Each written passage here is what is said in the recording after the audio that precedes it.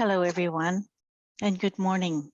On behalf of the League of Women Voters of Bloomington, Monroe County, and the League of Women Voters of Brown County, the Greater Bloomington Chamber of Commerce, and the Brown County Chamber of Commerce, we'd like to welcome you to the first of the 2022 legislative updates.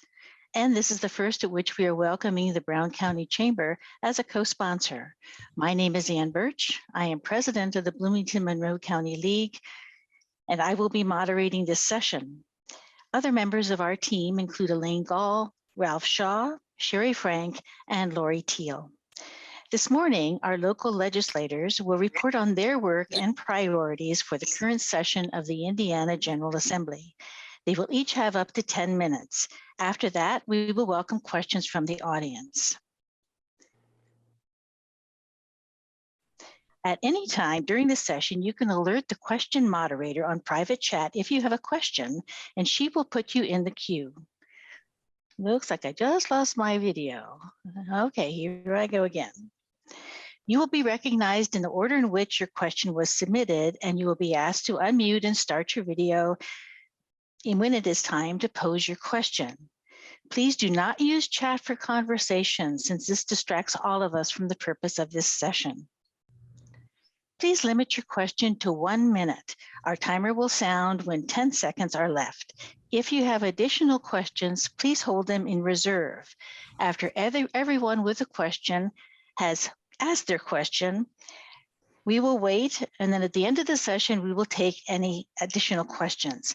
Posing a question constitutes your permission for CATS to record you. This morning is intended as an informative session, an opportunity to get updates from our legislators. It is not time to make public statements or to engage in debate. Please frame your questions to elicit information to benefit all of us and to enable any of the legislators to weigh in. Whether you agree or disagree with the legislators' comments, we please ask you to be respectful. At this point, I'm just going to remind everybody to mute their audio so we don't have echoes and background sound. For our legislators, each of you will have an opportunity to answer a question and will have up to 2 minutes to answer. And again, our timer will sound when 10 minutes are left. I will call on you on rotation, so it's not always the same person who is answering first. Now I will stop my share here and make a couple of adjustments. And would our legislators please start their videos if they have not done that already? Hello, everyone. With us this morning, we have Representative Bob Heaton, who is with the 46th District, Representative Matt Pierce with the 61st District, and Senator Shelley Yoder representing the 40th Senate District. For your summary, you each have up to 10 minutes. I will let you know when you have 1 minute left. Before we start, I'm going to ask a question here, just to be on the safe side. Matt Pierce, are you able to hear the dings when the people are admitted? I have not been hearing that, so. Okay, it's only me then, and that's what I wanted to make sure of, since we still have quite a few people coming in. Thank you. All right, now we can go ahead and get started. Representative Heaton, would you like to get us started with your summary? I think he hasn't joined yet. Oh, okay. We will switch over then, and Representative Pierce, would you like to start with your summary? Okay, well, it's been an interesting session so far. Got off to a really fast start. And the thing, at least on the House side, is there's a lot of kind of buzz or scuttlebutt or whatever you might call it about the fact that there are a lot of primary opponents on the Republican side being recruited against incumbents. So I think that the House has a lot of focus on the May primary coming up. And I think you see that reflected in the agenda, or at least the bills that are getting the most attention. And so if you look at the the first couple weeks so far in the House, we've had a bill that essentially pushes back on vaccine mandates and pushes to end the governor's emergency orders related to COVID. There's been a wing of the Republican base that obviously has been very angry about those emergency orders and vaccines in general. So it seems that the House Republicans want to be able to point to something they did to address those issues. We've got bills floating around about so-called critical race theory, or what gets taught in our schools, and the Senate gave up on their bill after one of their members suggested that when you discuss Nazism, you should equally discuss both sides, which obviously is just crazy. And so the Senate kind of just killed that, I think, to try to tamper the kind of uproar over that. But there's a House version that is still kind of working its way through the system. And so that obviously points to another issue that the Republican base voters have been upset about. And I think also the fact that the Republican candidate for governor of Virginia was successful pushing that issue kind of gives them a sense that that's good politics. The so-called constitutional carry bill, which would eliminate any gun permitting or background requirements in order to carry a concealed weapon, that's moving along. So that's another area that appeals to the Second Amendment purists that are a big part of the Republican base. The partisan school board bill, there is a bill that would require people to declare their parties when running for school board. And it looks like the House has given up on that bill. It was heard in Elections Committee. Not a single person actually testified in favor of it. And then it was held. And I anticipated there'd be perhaps some amendments in a vote in the next week, but it's just kind of disappeared. So I think that maybe the House Republicans have thought better of that bill based on the pushback on it. So that may well be dead, but nothing's ever really dead until the legislature adjourns. So, and then another bill that's out there, which it's a little bit unclear what's happening to it, is one of the election bills. They stuck in a provision that would say that if you request an absentee ballot by mail because you anticipate being out of the county on election day, you would now have to certify under oath that you would be unable to vote in any of the early voting days as well. So I think we have like 28 days of early voting. And so they would essentially say, we don't want anyone voting absentee by mail because they're going to be out of county on election day, unless they also can say they're never going to have an opportunity to vote on those other days, which obviously makes voting less convenient, creates some additional hurdles, and I think fails to recognize that, when you've got people that are working 2 or 3 jobs and raising kids and, just that entire period of time breaking away and making time for voting, particularly if you're going to end up facing some long lines when you get there, is not good. And so it just reflects this kind of antipathy to voting by mail that was drummed up by President Trump in the last election, and it seems to continue to be going. That bill came out of Elections Committee and was sent to the House Ways and Means Committee, which is a little bit odd because it didn't seem to have much fiscal impact. So I don't know if that was a way for them the leadership to derail that bill without having to really comment on it, or whether it's going to come out of there because they actually think there's some money aspect. So we'll just have to keep an eye on that. So when you look at all this, the thing that I found, most disheartening is you can really detect a big attitude shift in the General Assembly now. It seems to be all about rights and no responsibilities. So everyone is quick to quote the Constitution and all the rights they're given, but no one seems to want to admit that you have some responsibilities in a democratic society, that if you're going to have a functioning democratic society, we have to take on some responsibilities too. And we have to think about the impact of our individual actions on greater society. And you don't see that. There's a real antipathy to that. And the other thing, when we debated a tax bill, so, a tax bill passed the House that would cut $1 billion in taxes. And, the Democrats' approach to that, our first thought was, when we were at the amendment stage, it's like, okay, if you're hell-bent on cutting taxes and eroding the revenues of the state, then you should at least direct those tax breaks to the people who are struggling the most, to working class families, and instead of the same old situation where the bulk of the tax relief goes to corporations and wealthier taxpayers. And we weren't able to get any of that done. So we have a bill that essentially about 70% of the benefits are going to go to that higher end. But the other argument we then made on third reading is, the whole underlying premise of these tax cuts, the supply side economics, is basically a 1980s approach that essentially says if you cut the taxes for the higher end, they will invest, jobs will get created, benefits will trickle down. And yet the economists look at that and they see that that doesn't really pan out the way they claim. And so we raised these issues and said, look, first of all, you're not really getting the economic development you think on this. And if you really want to, improve the economy and make Indiana a better place to live, you have to invest in people. You have to invest in those who need the help. So, for example, under the Republican plan, a lot of people, maybe they get that $125, $150 off their taxes, which I'm sure will be welcome what they want to get. But what if instead of getting that $125, they actually had significant relief for childcare? What if they could save several $1,000s on childcare because we had done something about it? What if they could actually find childcare? How would that translate into people being able to return to the workforce? Because we're hearing now all the time that we just don't have the workers that we need. So to me, it's a very kind of wrong-headed approach to managing a state and the economics.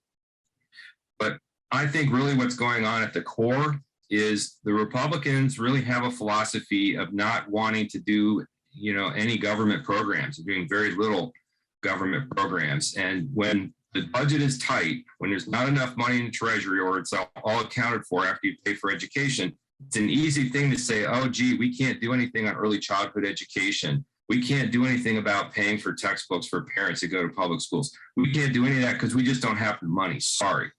Well, what happened in the last session was so much money was gushing in the Treasury because of the federal legislation that had created these COVID relief programs, and then people having money to go out and buy things was really boosting the revenue base. And so there was so much money that there was no excuse left for them to be able to say we can't afford it. And so teacher pay is a classic example. Going into the last weeks of the budget session last year, there was no interest. Just 1 minute, Matt. Yeah. Excuse me, 1 minute.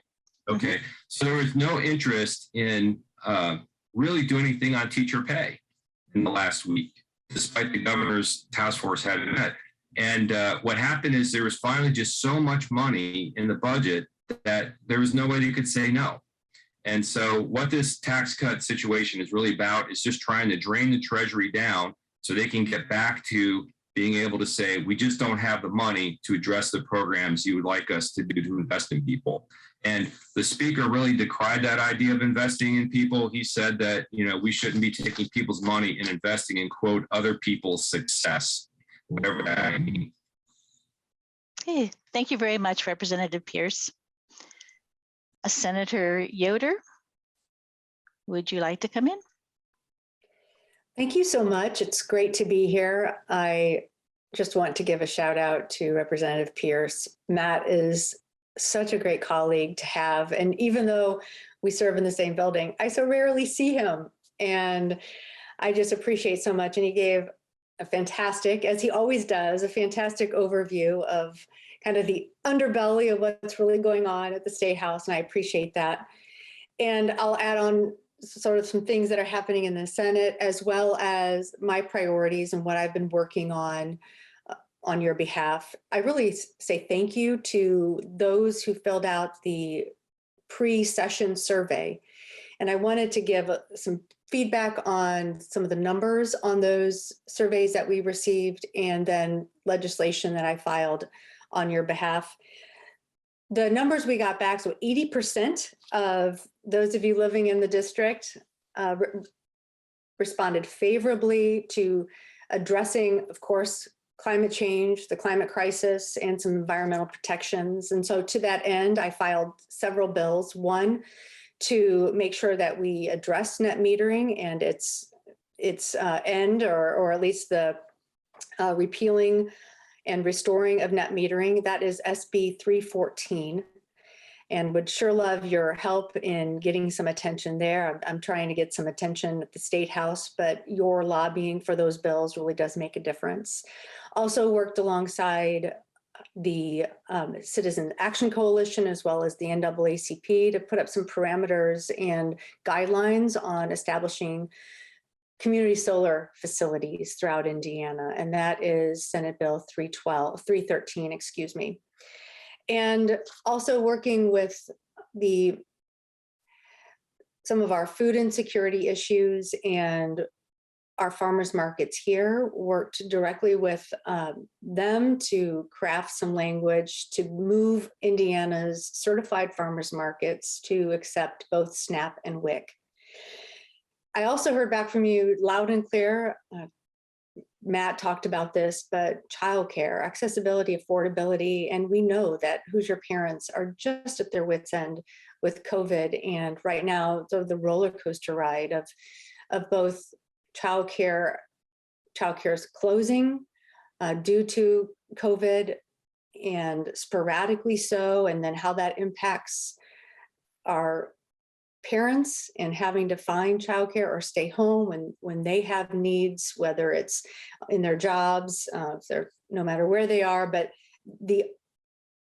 the stress that our parents are under right now to find childcare. So I did file a bill to address that, and it's Senate Bill 160, and I wanted to follow the money that we are receiving from the federal investments in childcare in the state of Indiana, which is over 500 million, and make sure that we can demonstrate with data that the money that we are investing has an incredible return on investment.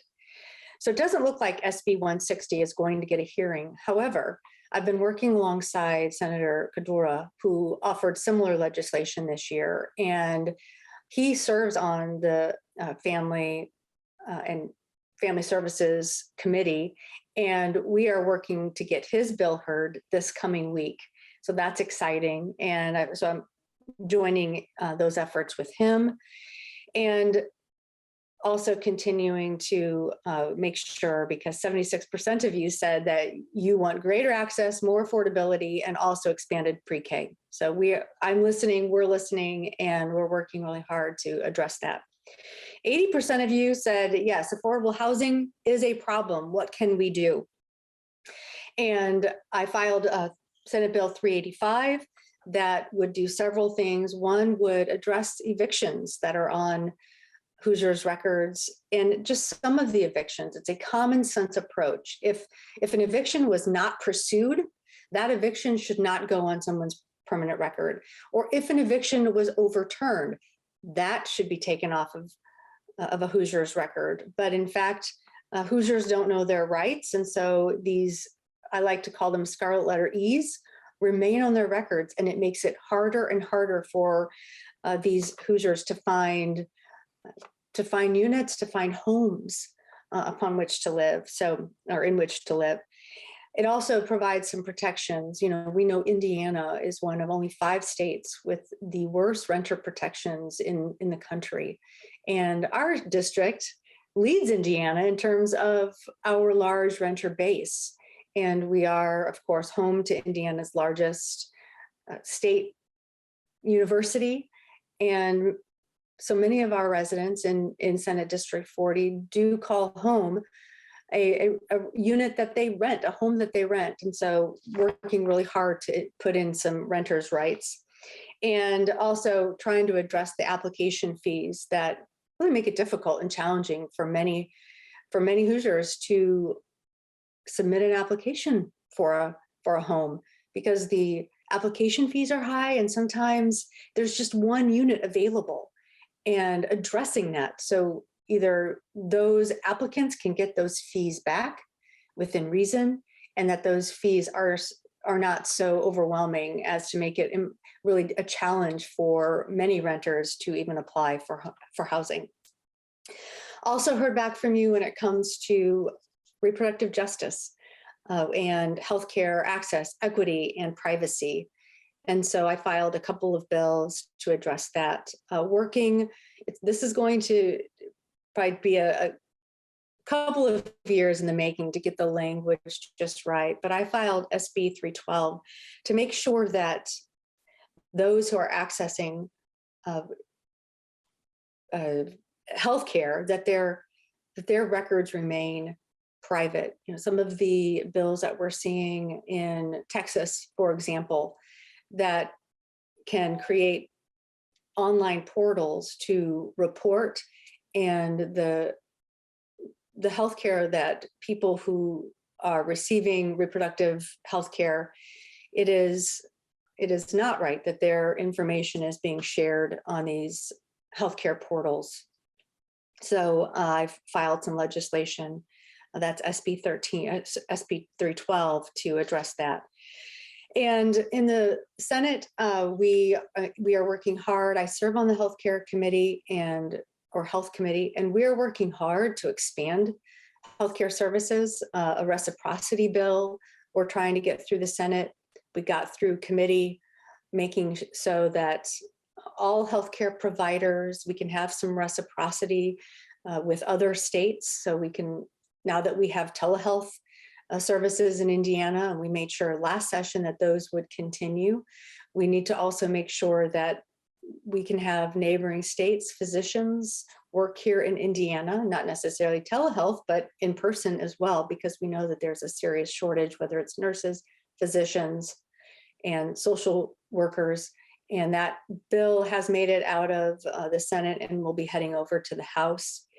And of course, we do have some controversial bills that we're hearing. I was really proud. I'm on the Education Committee, and we worked hard to kill that Senate Bill 167.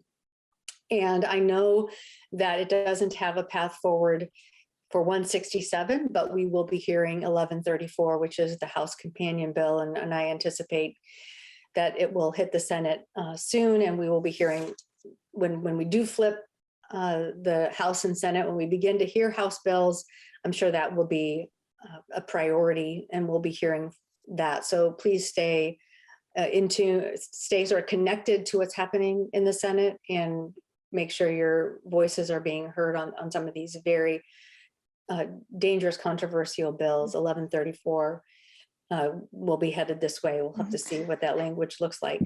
Excuse me, And Senator. with that, I will 1 wrap minute. up. Oh, And thank you. Look forward to your questions. right on time. Thank you very much. Ralph, has Representative Heaton come in?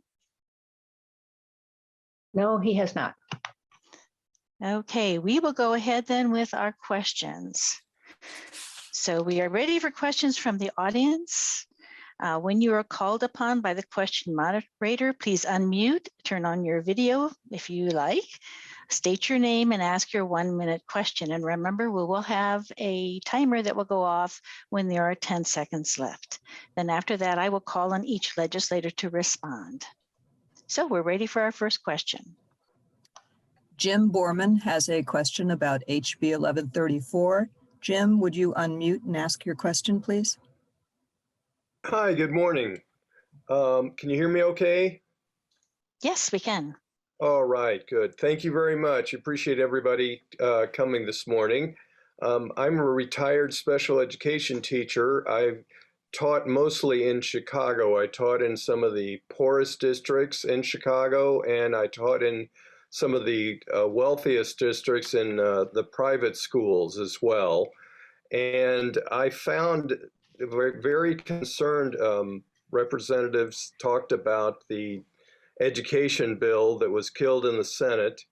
And I found as a teacher that the parents that I taught were never shy about talking to me personally about whatever their concerns were.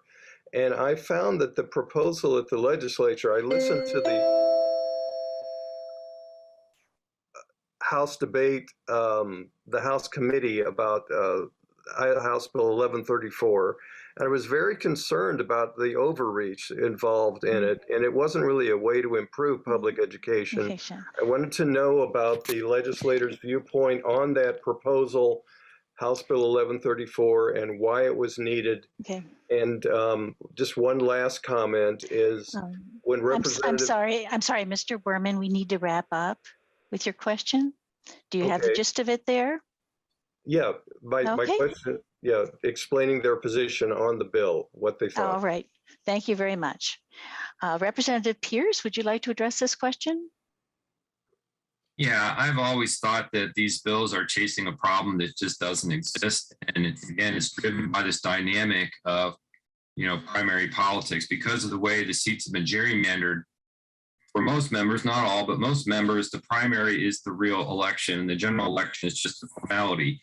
And so they are trying to basically feed red meat to who they expect to be the most energized primary voters this session. And so this idea, it started out with this critical race theory thing, which doesn't exist in schools. And then it kind of morphed into just a bigger, your kids are being brainwashed by leftists and we've got to even this up. And it doesn't exist. There are school boards. People can come in if there's controversy develops around a way a teacher is handling a particular issue.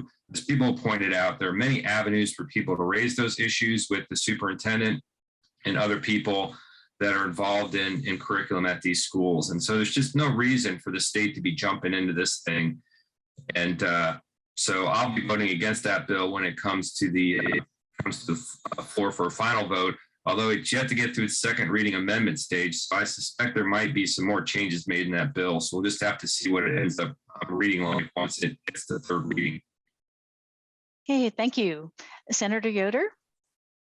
Well, thank you for your question. While it hasn't made its way over to the Senate, I anticipate that a version of it will, and I will look at it and definitely make sure that we do the kind of, have the kind of debate that we did for Senate Bill 167 on the House, in the Senate. We'll do that with that House bill. But I am not in support of classroom censorship.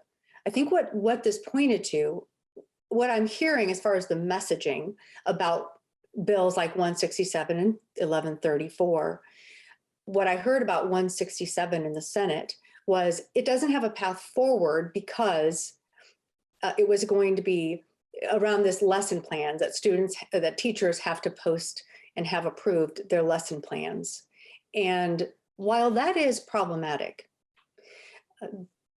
that is a smokescreen, so to speak, as to why it really did not have a path forward out of the Senate.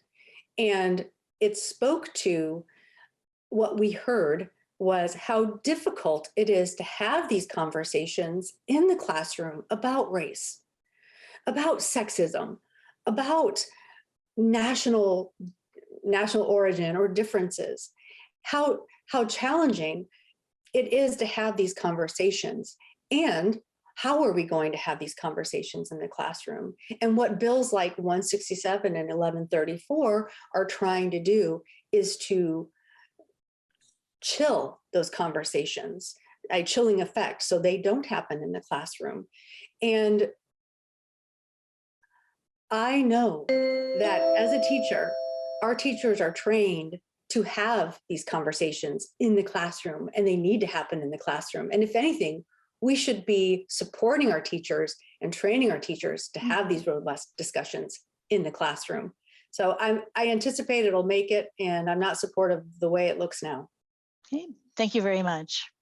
Before we go on to our next question, just one little note. It always takes us a while in every session to get used to the timing process and being timed.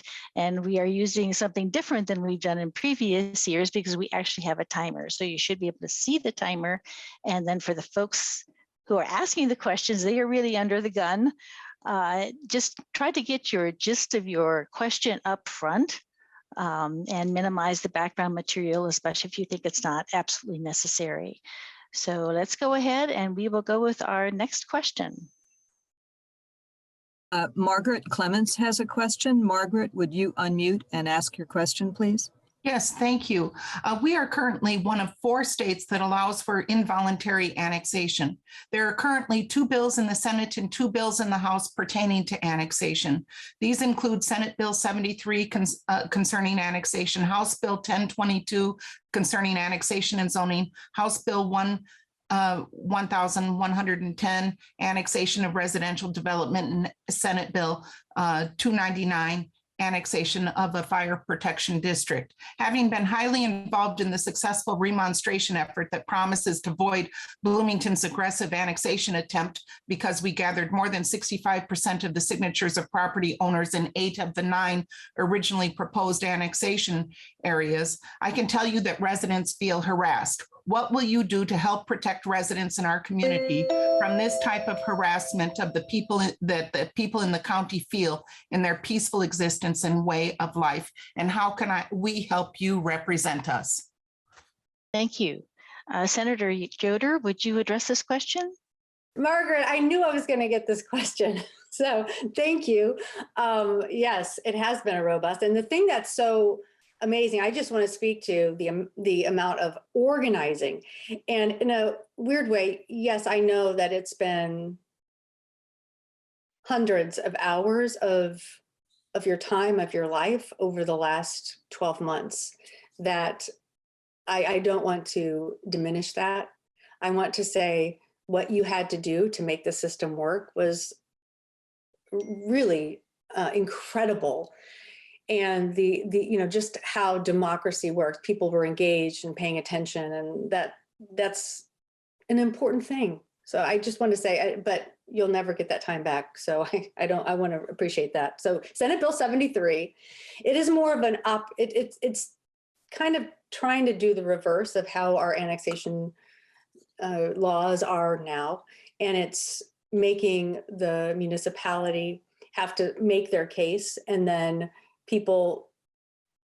you'd have to have enough signatures to have an annex, a section annexed in, versus how it is now, where amount of signatures to be excluded from the annexation. So we will be hearing that. We'll be voting on that in the Senate. Again, that's Senate Bill 73. If people want to look at the language, let me hear from you on your thoughts, because I anticipate we'll be voting it out of the Senate this week, and I would love to hear from people. That's Senate Bill 73. Thank you. Representative Pierce? I'm not aware of those annexation bills in the House actually moving, so I have to admit that I haven't really focused on those yet. I mean, the issue of annexation has been discussed and debated in the legislature for at least 30 years. And over time, the hurdle for annexation has been raised. The bar for local communities to be able to annex people has been raised. Basically, there's been wave upon wave upon wave of additional requirements to allow annexation to occur. And the last big one, was about the waivers. I think that where this conflict really arises is when developers are putting together a subdivision. They'll do whatever they need to do to get the city to extend the sewer out to those areas. And, they have the ability as the original landowners to do these waivers that run with the land. And then when people actually buy the property, move in, it's really not made clear to them that, oh, by the way, you're moving into an area that is going to get annexed, or at least you don't have the right to remonstrate against that if you sign these waivers. And so I think that's really the area that gets people frustrated, because when they want to remonstrate, then they're told, like, well, somebody, years ago signed away your right that you didn't know about. People don't see that as actually being fair. And so we had the legislation that essentially put a time limit on those waivers. And as you know, the mayor thinks that is kind of a violation of an existing contract, which our Constitution doesn't allow. So that's probably going to end up getting litigated in court. And really, all these annexation laws, it's interesting because there's a big landmark case from South Bend where Granger was kind of fighting with South Bend about how things are going to get annexed and how that would happen. And so they passed a special law that only applied to that area. They had their own set of annexation rules. And the courts ended up saying that you can't do that. That's special legislation. So I think we'll just have to see whether that Senate bill comes over, but the trend is definitely to make it harder to annex. Okay, thank you. Could we have our next question, please? Ann Hedden has a question. Ann, would you unmute and ask your question, please?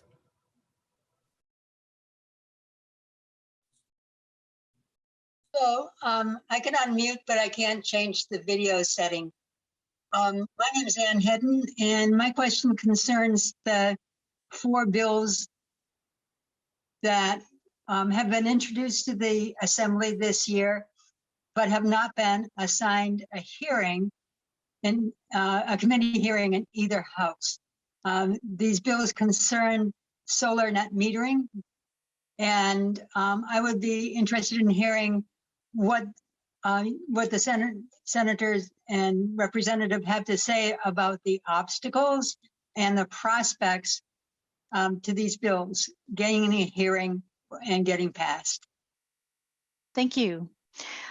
Representative Pierce? Yeah, this is a greatly frustrating thing. You know, I've really been pushing as much as I can in the legislature policies that really promote renewable energy and getting us to a zero carbon economy as quickly as possible. And while you can see attitudes kind of adjusting a little bit toward renewable energy, they're really only interested in supporting the utility grade solar, where the utilities kind of get a piece of the action. They don't seem very excited about people's individual rooftop solar, which might make us a little bit more independent of the utility monopoly. And so I think, unfortunately, it's pretty unlikely that we're going to get any legislation to move in this session to deal with a bad ruling at the Utility Commission about how you calculate the extra power that you would be getting some payments for. And then you have the legislation, which I bitterly fought, and unfortunately it passed, that essentially has been stepping down these net metering credits. And so we're going to get to the point very soon where the payback period is not going to be viable on this solar for people who might want to install it. And so something needs to be done. I serve on an energy task force that's supposed to be looking at these issues. And during the interim in the fall, I put together a very lengthy addition to the report, an interim report that would have called for action in this session to deal with some very specific things that are going to damage rooftop solar's viability. And the leaders of those of the task force were not interested in voting on that. They did allow me to at least put it in the record so people can see that I proposed it, but they wouldn't actually allow it to get a vote. So it's something that needs to be done. I think we should be doing all we can to promote renewable energy. And it's just unfortunate that we can't get the people in control up there in Indianapolis to actually join this effort. Okay, thank you very much. Senator Yoder? Thank you. So yes, I do have those two bills, Senate Bill 314 and 313. Please inundate. Senator Eric Cook is the chair of the Utilities Committee, which is where those would be heard. And you can look to see who's on that committee and send those emails. You can also send those emails directly to the leader of the Senate. That would be Senator Roderick Bray. So let him know that these are important to you, net metering specifically. But I just want to say that we spent about 4 hours in utilities on Thursday, a hearing which is SB 271 on small modular nuclear reactors, in order to get to carbon neutral as quickly as we can. And the amount of, no questions asked, I mean, the amount of enthusiasm. And this is not to say that we need to look at all options here, and that, if that's going to be something that we want to, a direction that is going to help our environment. My fear is this has not been successfully in place in other areas of the United States, and it's really been over the cost of what was anticipated. And I haven't heard a real plan on what we're going to do with the waste. What I've been told is there won't be a lot of it, which when we're talking about even small modular nuclear reactors, there's such a little room for a mistake, for hindsight. We can't look back and know we should have. So I say, help me advocate for those 313 and 314, and we'll continue to try to get at least a hearing for net metering. Okay, thank you. Could we have our next question, please? Isabel Piedmont Smith has a question. Excuse me, Isabel, would you unmute and ask your question, please? Yes, thank you very much. Are there any bills in the House or Senate to change the process whereby cities can increase the local income tax for various community investments? Thank you. Senator Yoder? That's a good question, Isabel. And I'm not sure if this is directly connected. I see it as connected, but we are hearing right now, and I think it came out, I think it got out of the Senate. I think we voted it out of the Senate this week, and I don't recall what the Senate bill number is, but I will look and I'll put it in the chat. But this bill would allow for retention, workforce retention, workforce training, to move from more of a state model to a local model, that there would be an ability for regions and or local municipalities to be able to have some flexibility on how they want to attract the workforce, train a workforce, and create incentives to build a robust economy and workforce more locally. So I don't know if that's one bill that I know of, and I'll make sure that I put into the chat the number of what that Senate bill is. Thank you. Representative Pierce? I haven't seen it yet, anything moving on that particular issue. I'm sure, as you know, Isabel, the current legislature is not the greatest proponent of home rule and local decision making. And so I think that all the focus when it comes to anything related to local finance right now is this issue of the personal property tax and reducing the floor and depreciation. And then the question is, how are you going to ensure that the local units who share in that revenue are not going to end up coming up short?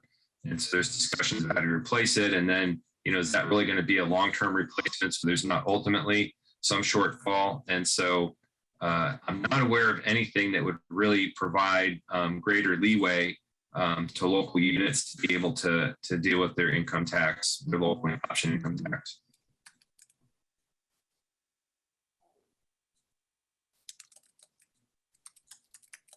Thank you. Could we have our next question, please? Yes, Jenny Robinson has a question. Jenny, would you unmute and ask your question, please? Yeah, sure. Thank you. I have a question about House Bill 1072, and that would force school districts to share referendum funds with charter schools. So as someone who's volunteered for 2 referendum campaigns at this point, I have to say I'm appalled by this. Part of the reason that we need referendums to supplement the state tuition support is that our tax dollars are being privatized and sent to charter and voucher schools. I really look at this as taxation without representation, since charters do not have elected boards and are not accountable to the community. And as we saw, we even have a local charter, Seven Oaks, that is refusing to follow the county health mandate of masking. So I was just hoping you could comment on House Bill 1072 and let us know where you stand. Thanks. Thank you. Representative Pierce? Yeah, I just took a quick check here on the computer, and that appears to still be pending in the Ways and Means Committee. I'm trying to double check here to see if it's been scheduled for hearing yet. So I'm not sure if that's going to move. As you know, last year, they passed legislation that gave local school boards the option to share proceeds of these special assessments, and that was a little bit concerning to me because I think it opens up an incentive for local charter schools to basically say, well, unless you cut us in on the action, we're going to really come in and fight this and try to defeat it. And so now they're coming back to their original idea, which is just sharing this money. And I just think it's ridiculous. I mean, the majority and their education policy are, it's interesting because they're kind of slowly and quietly retreating from a lot of the testing and assessments and all the teacher rating and school rating, all that stuff. They're kind of slowly pulling back from that. I think they figured out that it's not getting them where, it's not doing any good. But when it comes to diverting state tax dollars from public schools into private schools and charter schools away from the traditional public schools, they're just like totally doubling down on that. And so, this is kind of just a natural thing that, hey, you should have to share that money. But I think it will make it very difficult for people to get referendums passed, because I think the people who want to support their traditional public schools and be willing to pay a little bit more on their property taxes would probably not want that money also going to other schools as they see kind of siphoning money away. So I would oppose that legislation if it actually comes to the House floor, because I think it's just going to make it harder for local schools to have these referendums and be able to successfully get some additional revenue. Okay, thank you. Senator Yoder? I think Representative Pierce, in the interest of time, pretty much summed it up. I feel the same, and I'll have to wait to see if it actually makes it over to the Senate, but would not be supportive of that legislation. Thank you. Could we have our next question, please?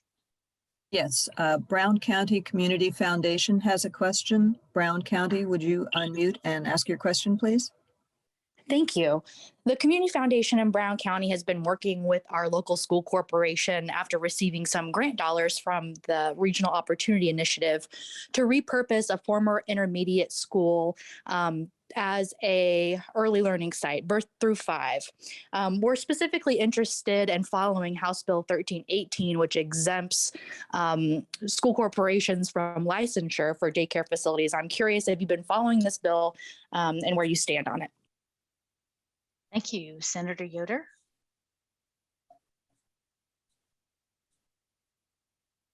Thanks for that question. I don't have, I haven't seen the language of that House bill at this point in the Senate, but we'll take a look.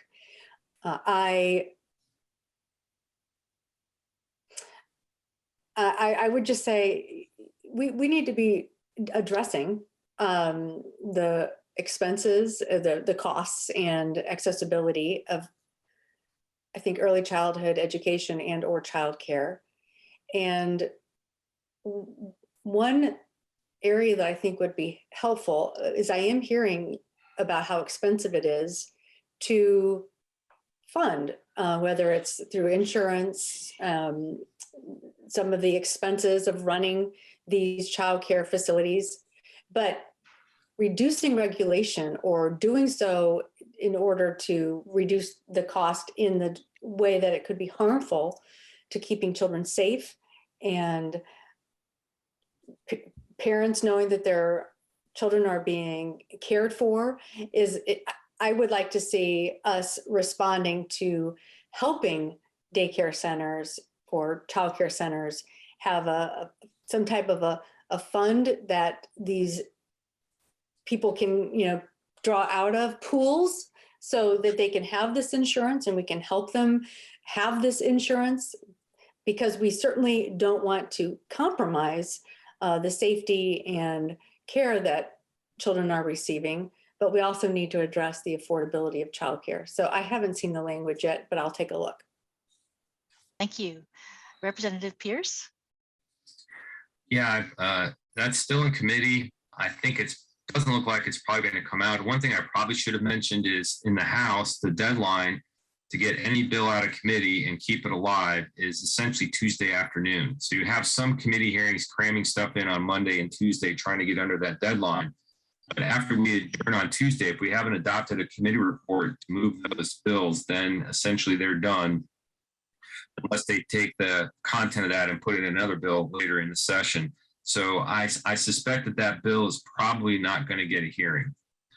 And I haven't had a chance to really study the language of it, but if we can do things that make childcare more available, more affordable, without reducing the quality of that childcare, ensuring that it meets a minimum health and safety and quality, then I'm all for that. And it's just a matter of figuring out. It's startling to me that there's so little discussion about this issue when it's clearly one of the major challenges facing people in our state, and yet we really have nothing, getting through the filter here to actually address it. And so I think that's, very unfortunate. And I think part of it is that, if you begin to look at that issue, it's only rational that the state would have some kind of program, or if you're going to do tax cuts, maybe some tax credits to help parents out. But we should be doing something to kind of promote that. And we really haven't gotten any focus on this problem that we need. Thank you. Could we have the next question, please? Sherry Frank has a question. Sherry, would you unmute and ask your question, please? Thank you. And thank you, Representative Pearson, Senator Yoder, for being here. My question is about SB 255 and the resolution SCR 3, which my understanding is are going to try to address climate change from the bigger picture to create a study committee and a state plan for climate change. I wanted to see what you think the chances are for that happening and what your opinions are on that. Okay, thank you. Representative Pierce? You know, I've heard in the beginning of the session, there's some people expressing hope that somehow the legislature is actually going to declare climate change an issue that should be dealt with. And I was just very skeptical about that. And I have not heard anything yet about legislation moving on that. Now, maybe the action sounds like might be over in the Senate. But we still have a lot of climate change skeptics, deniers, people who accept it. It's just like, well, we shouldn't really do anything because unless India and China and all these other countries do something, we're just like burdening ourselves for no reason. So it's just another one of those things where that issue is not heard. And to be honest with you, quite frankly, when I talk about renewable energy or issues to advance the zero carbon economy, I rarely mention climate change because the minute you mention climate change, you put a lot of people go on the defensive.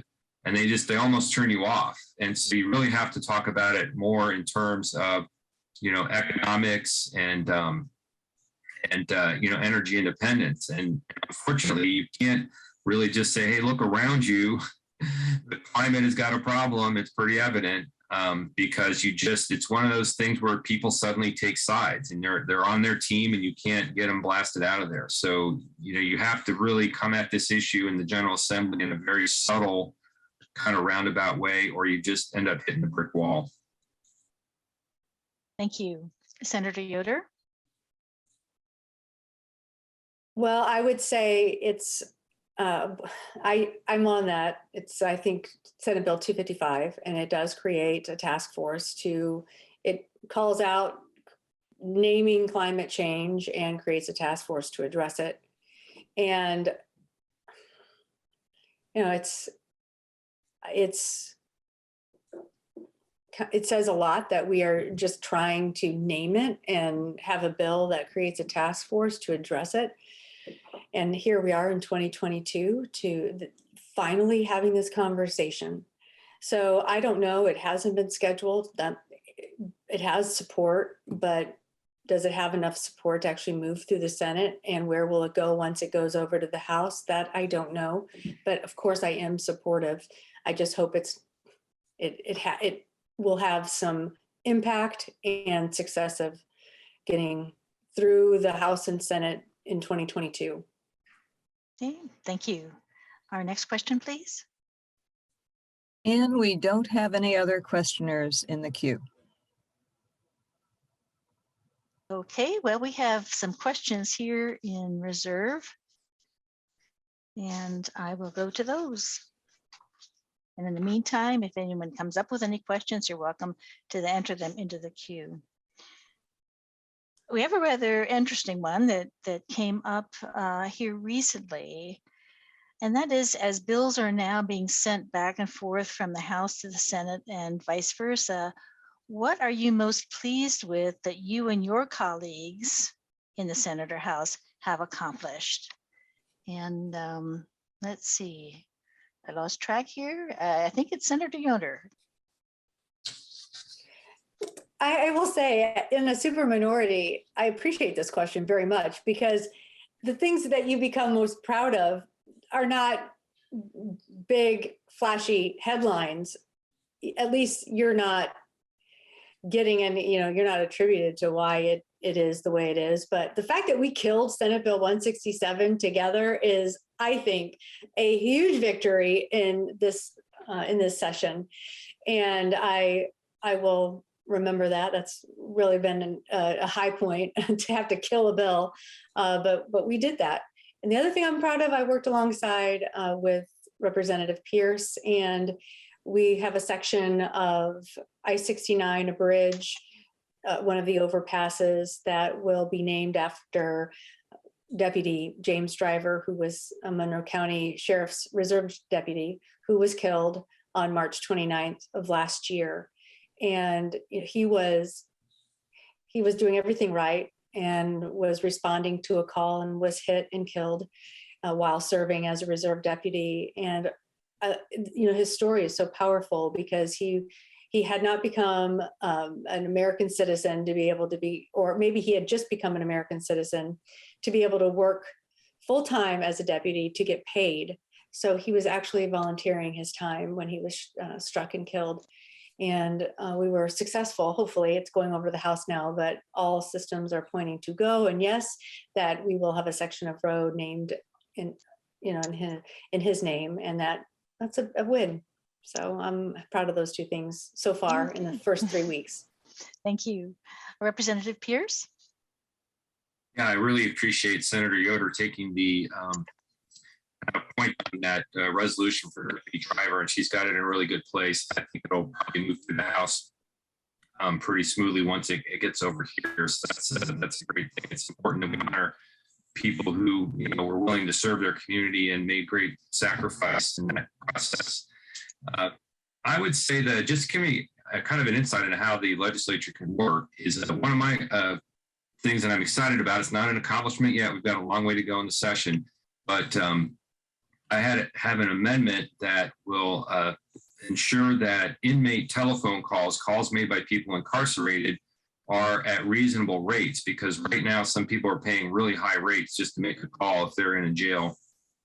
And the FCC put together rate regulation for calls between states that originate in prisons and jails, but they're not able to regulate calls within the state. That's up to the states to do. So to show you how things work, last year, when I became aware of that issue, I introduced a bill, and it got to do this, and it got assigned to the Utilities Committee, where I could not convince the chair of the committee to actually give the bill a hearing.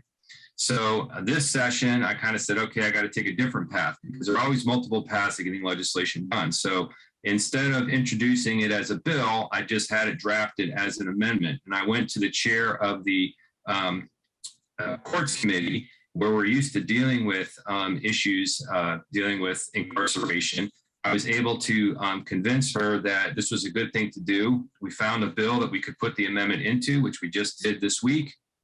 And so I expect that will pass the House. And so we'll finally have the same protections on these monopoly phone companies that operate within jails and prisons. So that's exciting.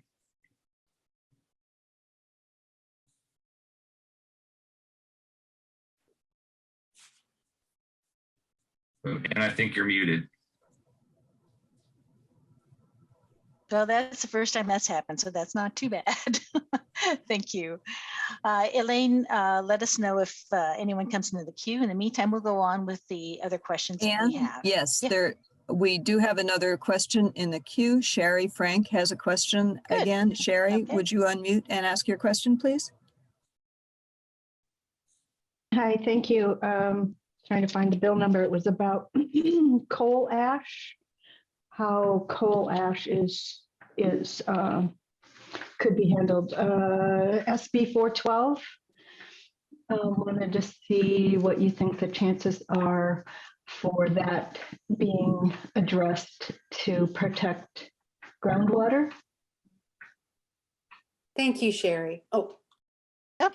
I don't think I'm first. I'm sorry. Why don't you go ahead since you're on, I'm so sorry. Senator? That's all This has right. been on my mind. So it was as if we were just having a conversation together. I am on the Environmental Affairs Committee. I'm the ranking minority member, and we have not met, and our first meeting will be Monday. And that bill is not on, it is not on the agenda. And so I anticipate this will be the last week that we hear Senate bills. So it's very frustrating. I share your frustration. It's disheartening when I'm on, we have a set time every Monday to meet on the Environmental Affairs Committee. And we have bills to hear, but we don't even meet. So we can't hear these really important bills that we could actually address some serious environmental concerns in our state. So I share your frustration. I'm not hopeful that it will get a hearing. Thank you. Representative Pierce? It's no secret that the legislature has a pretty dismal record on environmental issues. I mean, look what they did to the wetlands protections in the last session. And just to show you how little interest there is in environmental issues, we have these interim study committees that are supposed to meet between sessions in the summer and the fall to carefully study issues and perhaps recommend legislation that could be adopted to solve these problems. And there is a committee, interim study committee on the environment. And I think it's been at least 5 years now, not a single issue has been assigned to that committee to look at. So that means that the people in charge think that we don't have any environmental issues that are worth discussing. And that's really frustrating. On the coal ash thing, I mean, we had to push at it 2 or 3 years ago because some federal legislation was kind of triggering the state to have to act. And I think the reality is that the utilities have great sway in the legislature, and they're the ones who have all these coal ash ponds and things. And so, unless we get some rigorous oversight of them from the federal government, from the federal EPA, I think that not much is going to happen. And I think there is just perhaps some court action on that issue. So we really have to look to the federal EPA to get greater protections on that, because utilities really just want to cap that stuff and walk away from it. And they don't really want to admit that there's potential for the stuff to get into the groundwater, into the water table, and create greater havoc with our drinking water. Okay, thank you. We believe we do have a question in general chat here. I do want to mention, though, that since we have gone through our first round of questions, if you have already spoken and you have a second question, then you can certainly bring your second question and put yourself in the queue as well. Anne? Yes. Yes. Sonia Meerkamp has a question. Sonia, would you unmute and ask your question, please? Yes, thank you very much. I had the honor of serving as the chair of the ICRC, Indiana Citizens Redistricting Commission. And so I am curious about SJR 14, whether or not you see any possibilities of it actually coming even to the committee, let alone passing out of it, and what your overall feelings are about redistricting and how it should be done in Indiana. Thank you. Thank you. Representative Pierce? Well, as you might know, I was in the thick of the last redistricting, and for the years moving up to it, I kept offering amendments and proposals to try to have some kind of nonpartisan approach to redistricting rather than that kind of winner takes all, to the victors go the spoil approach, which is what we have now. And they were all defeated. And, we're asking the people in power who have a lot of that power because of redistricting to basically surrender the greatest tool they have to continue having their power. And, that requires people to go against human nature. So I don't see any interest on the part of the majority at this point to change a system that so much benefits them. But, we introduced our caucus introduced legislation along this line because we don't want the issue to be forgotten. We're going to talk about it over the next 10 years in the hopes that we can get the public engaged and create enough pressure that perhaps we can get them to defy human nature and actually go to, a nonpartisan redistricting commission, because this is really undermining our democracy. I mean, redistricting has been around a long time. Both parties have done it. Nobody has clean hands on this one, but the technology has really advanced to the point that, these maps become almost impenetrable. In the past, redistricting back in the old days of slide rules and hand calculators, you would get an advantage maybe for 2 or 3 election cycles. And by the end of the decade, things would shift around within the districts and the minority party would have an opportunity to get control. And these maps just make it very, very difficult to be able to do that. And so I think the only way we'll ever get something done is if the public really just demands it. And particularly Republicans, they have to hear from their own people that they want a fair system. If the people in charge are happy with it, it's not going to change. Thank you. Senator Yoder? Thank you. I would add to what Representative Pierce said. I would just add that I'm very proud of what Monroe County did in their process of drawing the lines, and it really is a model for all of Indiana. And what we need to be doing is not letting up and continuing our efforts to educate people and keep pushing forward.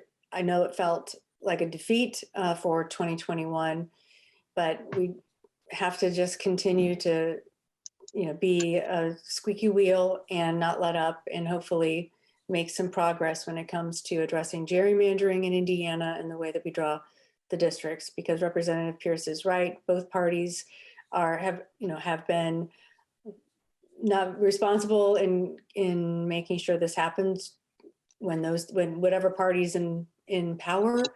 But ultimately, we just have to keep talking about these issues with Hoosiers and hopefully make some more progress in the next 10 years. Thank you. Let's take just a minute and do a little bit of housekeeping, because we need to make sure we get all of the questions from chat. Just a reminder that if you do have a question, to send a private chat to the question moderator. Elaine is keeping track of them and she will announce you. I want to catch up on a couple of them though that went to other areas. We have, hold on just a moment. Elaine, would you take note of these, and then I'll let you go through them. One is from Catherine Roundtree, and one is from Louise. I can't see her entire name. I think it might be Schlesinger. Yes. And then I have another one from Tim. And I think that's it. So I will let you take it from here. What is our next question? Yes, Catherine Roundtree is next on my list. Catherine, would you unmute and ask your question, please? Hi, thank you. I have questions about three health-related bills, but this may need to be split into two questions. The first question has to do with two bills related to abortion. The first of those is House Bill 1282, defining life as beginning at the union of a human egg and sperm, which would have deep implications for in many ways, including for some contraception options for women. The second is Senate Bill 309, the one that requires that the General Assembly convene if there is an action by the Supreme Court or a constitutional amendment regarding abortion. Could you comment on what you think is going to happen with these bills and how you see them? Thank you. Senator Yoder. Well, hopefully they won't see the light of day. I know the bill on the Senate side has not been scheduled, and we are down to our last week. And I have been on other panels with some of my colleagues, Republican colleagues, and I really appreciate it because over the summer I met with the chair of Health and Provider Services, Senator Charbonneau, and I was asking him, point blank, are you going to hear these bills that will be filed in the Senate? And, he said, well, we'll have to wait and see. And I just said, you have such a great out, because if I heard it once, I've heard it so many times that it's not in code, but it's a practice in the Senate and in the House that we don't hear bills that are currently being litigated in the courts. And so I said to Senator Charbonneau, you have an easy out. You can just say this is being litigated in the courts, and until we figure that out, we're not going to hear any of these bills. So I actually heard that in it was Noon Edition yesterday from some of my colleagues on the other side. So I thought, okay, at least we can anticipate that perhaps we won't be hearing these bills, at least on the Senate side. I'll have to wait to see what Representative Pierce says on the House side, but they seem to not be getting any traction. Thank you. Representative Pierce? I don't think that bill's going to go anywhere. It's authored by Representative Nicely, and for people who follow internal House politics, Representative Nicely and Representative Jacob are probably the most conservative members of the legislature, and they feel that the leadership and others are not sufficiently conservative. And so particularly on this issue of abortion, they really just want to outright ban passed now. They want to be on the cutting edge of any attempts to remove this constitutional right. So I think that Representative Nicely's bill is going to move on that point. And I think that if you go back and look at the speech of the Speaker of the House on Organization Day, he kind of signaled that he didn't want to get out in front of this issue with the court going to be acting within the next few months on that Mississippi case. So he made some comment about how we're kind of carefully monitoring what the court's doing. But I think you can be sure if the court does overrule Roe v. Wade, I think that in short order, the legislature will be in session banning it outright. I think you can expect that to happen if the court gives them a pathway. Thank you. Could we have our next question, please? Yes, Louise Schlesinger has a question. Louise, would you unmute and ask your question, please? Yes, thank you. Can you hear me? Hello? Yes, we can hear you. Okay, good. Could you please comment on what you think will happen with the current legislation concerning concealed carry and licensing of firearms? Thank you. Representative Pierce? Well, it passed the House. The House Republicans are very fond of this so-called constitutional carry. Usually the Senate's been a little bit more skeptical about it. I don't know if this is the year when the Senate will finally move that on through or not. I don't know if Shelley has any insights on that from their side, but that thing is, out of the House, and now it's up to the Senate to decide what they're going to do on that. That kind of falls into my category of bills that are designed to, fire up this kind of skeptical wing of the Republican primary for the primary voters. And, is another example of where, it's all rights and no responsibilities. So we'll just have to see what the Senate does. The ball's in their court now. Thank you. Senator Yoder? Thank you, Lois, for your question. We do have a Senate bill that did get a hearing in Judiciary, a constitutional carry bill, and yet there was no vote taken on it. So I anticipate the House bill, when we start hearing the House bills, it will get a hearing and we'll have to go from there. But I would anticipate perhaps that the Senate side is waiting to see the language on the House side and didn't send over to the Senate side any comparable language. So we'll have to wait and see, but I appreciate you letting me and other senators know how you feel about it. It's Senate Bill 14 is what didn't get a vote thus far, but the House bill as well. Thank you. Elaine, I have a question actually that has come through to me and is in line, so we'll go ahead and do that. The question is, what do you think should be done with the budget surplus and what will be done? And that is for Senator Yoder. I attended the State of the State address from the governor and appreciated, he actually celebrated many of our state's programs, how we help Hoosiers and highlighted the specific programs and how they have assisted in helping Hoosiers have greater quality of life.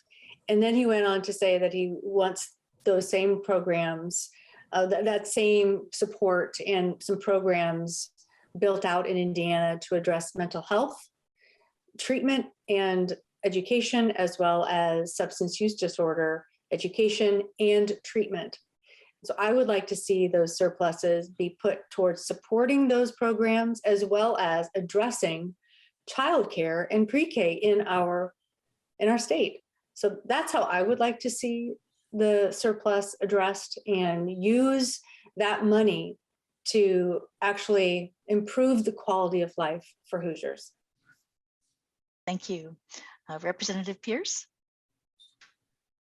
Yeah, you know, if all the state's needs were met and we had all this extra money, then I'd say, okay, yeah, let's go ahead and cut some taxes. But the truth is we got lots of needs that are not met. And the one that, you know, really is just crying out is mental health and addictions treatment.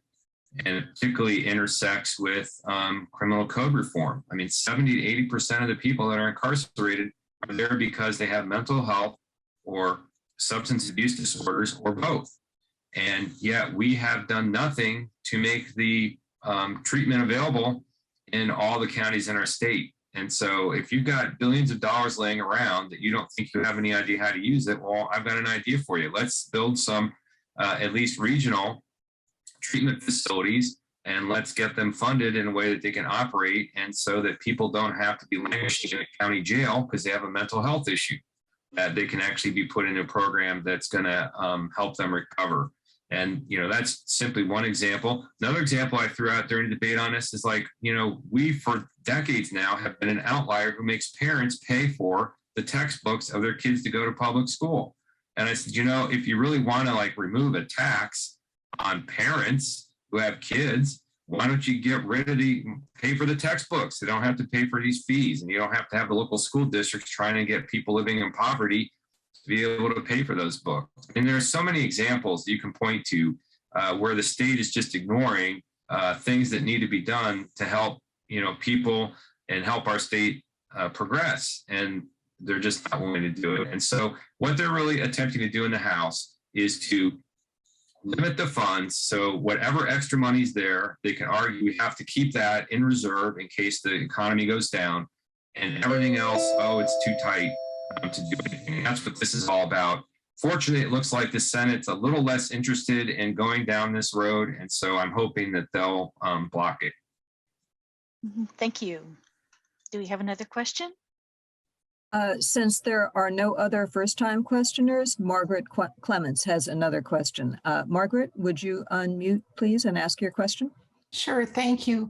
You brought up Senate Bill 4, and I just did a little research on this. And I have to say that using local income taxes for subsidies of salaries seems to me to be a somewhat tantamount to corporate welfare.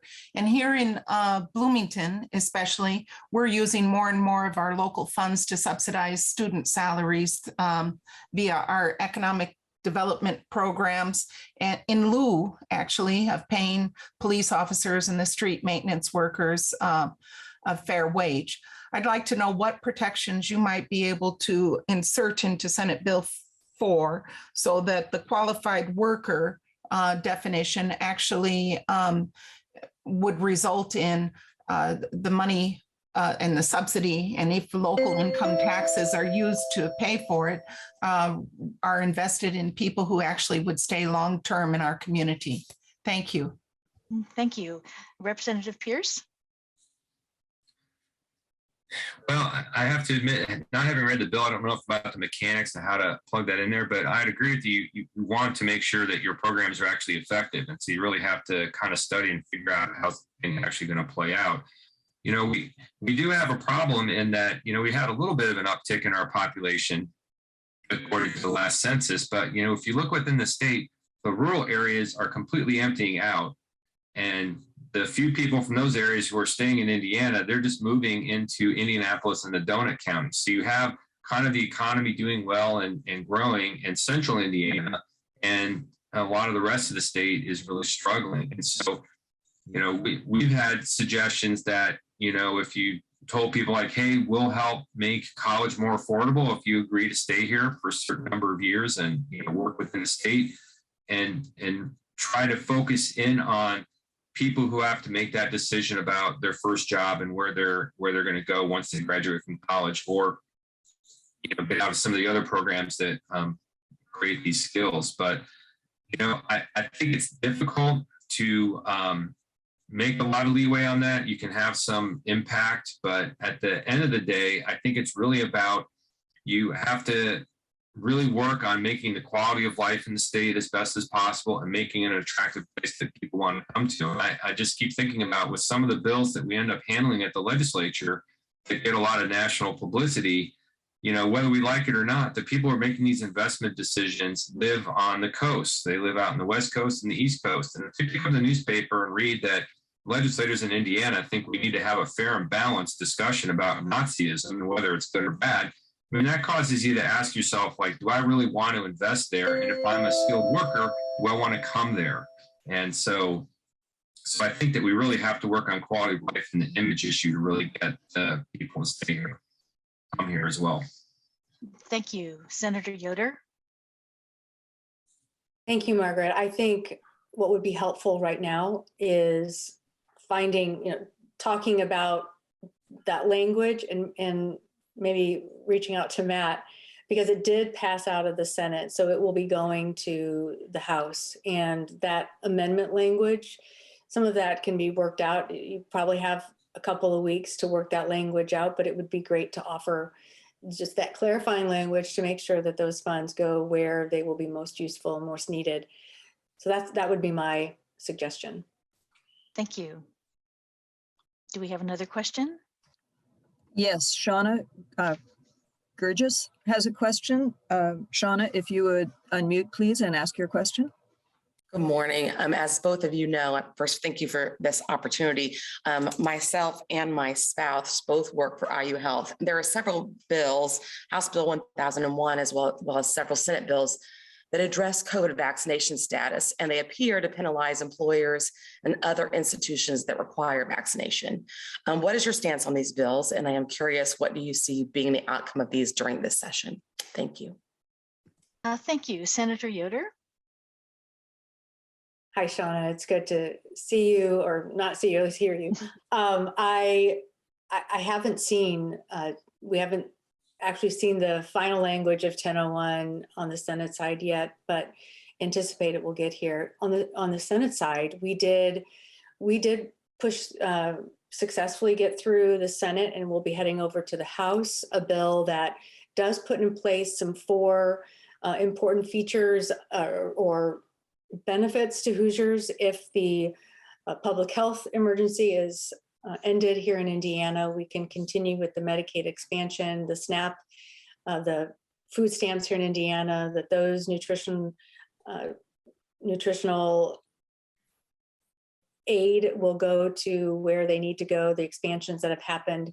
It will make sure that what we've been able to do in Indiana will continue as long as the federal government has a public health emergency declared, that Indiana is tied to the federal aid, because if not, we will miss out on millions of dollars going into Indiana and the families and individuals who need it most.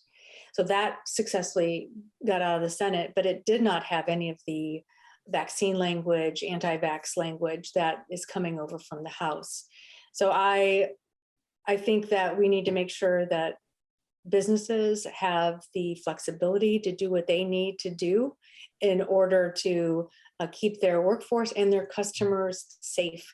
And what I'm concerned about some of that language as well, and just want to make sure that we continue to have a robust public health response to the COVID pandemic, and giving employers the flexibility to do so. Thank you. Representative Pierce? Yeah, I voted against that bill because I don't think it's constructive. And if you watch the debate, it's just interesting. I mean, kind of the anti-vax misinformation was really just spewing out of the House floor during the debate. If you read the bill, the mandates essentially says, well, you have to have these exceptions. But the thing is, it says that the employer cannot make any inquiries about the sincerity or legitimacy of these objections that are made. And so it's just, what it essentially means is if anybody has a vaccine mandate, you can just simply, write on a piece of paper, I have this objection, and the employer has to accept it. And, there was a provision in there that would have attempted to punish people who fired workers because they did not take the vaccine, did not comply with the vaccine mandate, because that would then impact what's called their experience rating and would cost the employer more money. But it turned out that was a convoluted mess in the way unemployment laws work. And so they actually put that on the House floor. Then the other thing that's interesting too is the U.S. Supreme Court left in place, as I understand it, vaccine mandates for healthcare workers. And, the state can't override federal statutes. They got the supremacy clause on their side on that. And so it's going to be interesting to see, where this actually applies and where it doesn't. And so I think in the healthcare field, the federal law is probably going to continue to hold and not this state law. But it's going to create a lot of confusion. That's the other problem for employers. They're going to be reading from the feds telling them to do one thing. The state is going to say, no, you have to do another. And they're going to be asking their lawyers, like, what the heck are we supposed to do here?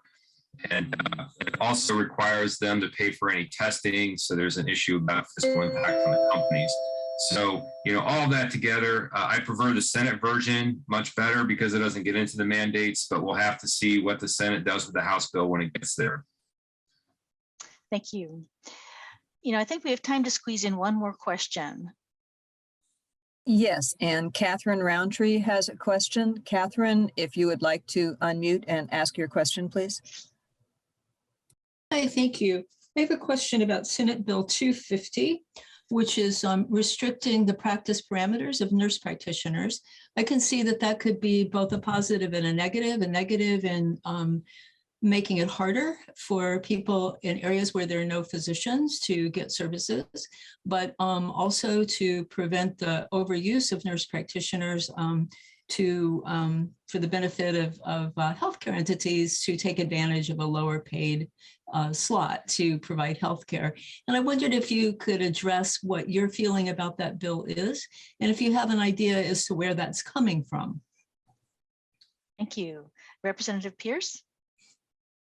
Since that's a Senate bill, I haven't really heard too much about it. I can just tell you that there has been a fair amount of debate over the years, recently anyway, about nurse practitioners and other health providers and what should be their scope of practice, right? So they have, one side of the argument is like, look, we're properly trained. We're really kind of acting independently now in a lot of cases, even though technically a doctor is signing off on what we do, but it's kind of a pro forma thing. And so if you really want to make healthcare more available and perhaps more affordable, you would want to give us the ability to operate a little bit more independently in some of these more routine healthcare matters. And so you've got that side of the argument. And then usually you have doctors and other people come in and say, oh, wait a minute, they're going to get way beyond their education or their knowledge, and they're not going to have the proper oversight. And you're going to have, bad health outcomes. And so, as a legislator, you have to kind of look at that and ask yourself, okay, what's really going on here? Is this a legitimate debate about, quality of care and ensuring that, people get the care they deserve? Or is it really a debate about economics and who is going to get the biggest piece of the healthcare spending pie? And, that happens in a lot of bills, a lot of industries. You're trying to sort out these policy questions versus people just kind of protecting their economic position within the marketplace. And so I think that's where the debate's always going to come down. I haven't really gotten a sense in the House that they want to address that issue. So I don't know if it's gotten much attention over the Senate this year.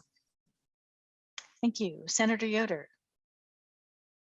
So I have heard from many nurse practitioners about Senate Bill 250. It has not been scheduled for a hearing. But I also haven't seen that the health committee has been scheduled for this next week, but that does not mean that it could be put on the schedule.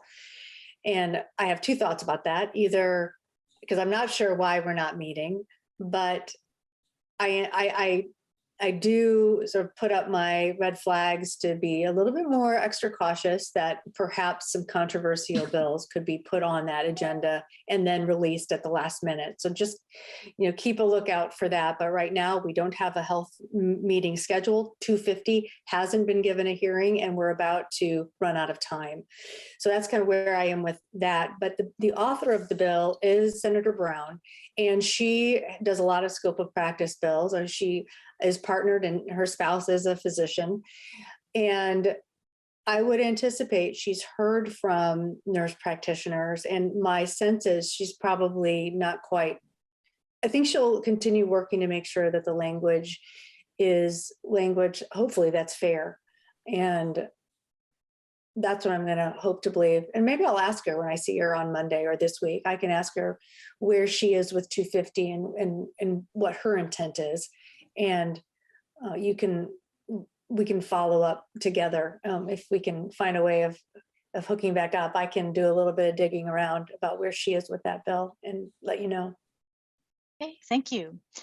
This concludes today's legislative updates. Our next legislative update is going to be on Saturday, February 12th.